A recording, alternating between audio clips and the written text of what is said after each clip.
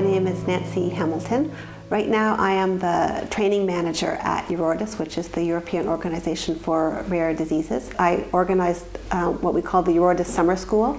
So we train 40 patients every year at the summer school. So I'm involved in the recruitment of patients for this training program, which has become a blended learning program of both online and face-to-face training. So I'm involved in developing the application process, selecting the patients, developing the program with a course committee, and bringing those students to Barcelona once a year for the EUPATI Summer School.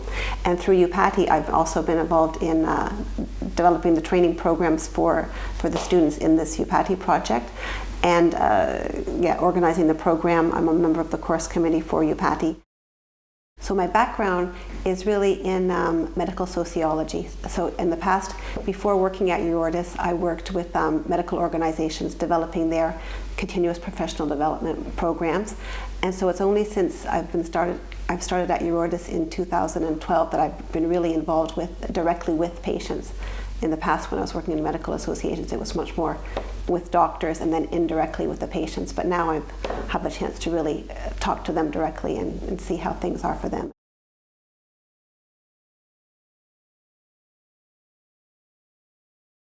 It's really amazing. I've never seen anything like this before. It's so it's a one-year blended learning program divided into 6 different training modules. So these students were selected from, I think, over 300 applications. We selected 50 or so students who are patients themselves often, or patient advocates with a great deal of experience.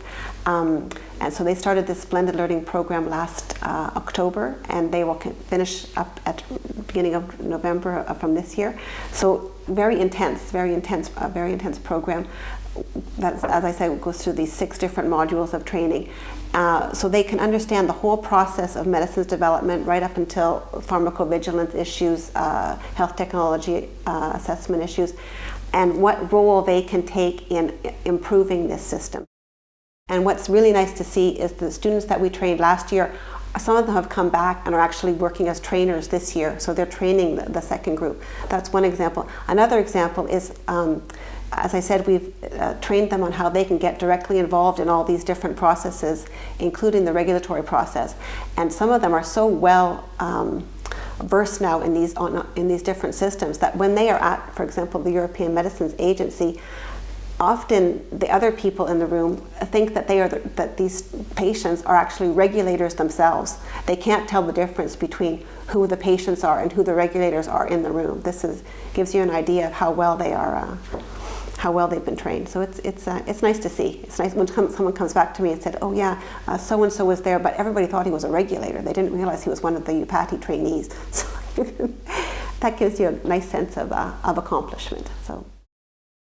Another big success is how they've really learned to work together. So some of them who may have felt quite isolated in the past, the group of people that they have gone through with, their cohort of trainees, these people, they've stayed in touch with each other, and they'll work together and they'll try and solve problems together. So that's been another a really positive outcome of the training.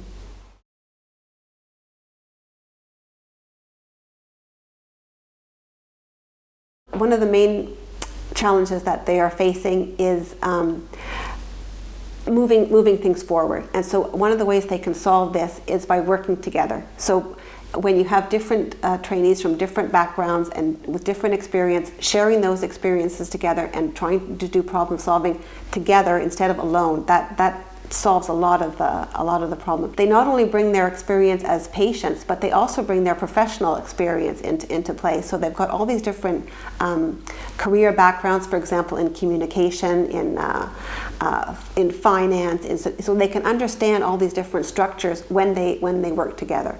So I think that's been as I said, that's been a key aspect, is they no longer feel isolated in trying to solve a lot of these issues, but they can actually work together. And that makes a big difference to them.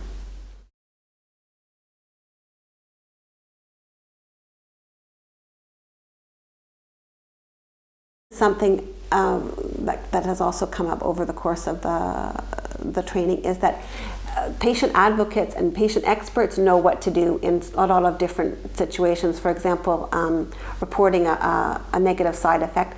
But the average patient, the average person who becomes ill or is on their own to deal with a lot of these things, won't have the confidence or the skills to know how to move things forward. So I think finding ways to reach more patients is really going to be a key for the future, because once the students have these skills and once they have the skills and the knowledge to change things, and the confidence to change things, it makes a huge difference. But I think the percentage of patients that actually have those skills and knowledge and competencies now is still quite small. So there's a lot of work to be done in the future to make this, the knowledge that these patient advocates have, to make it more general knowledge, and to give people the confidence to go forward and say, this is not normal, this needs to change, we need to find new ways of doing things. You didn't take my opinion into consideration when you made that decision.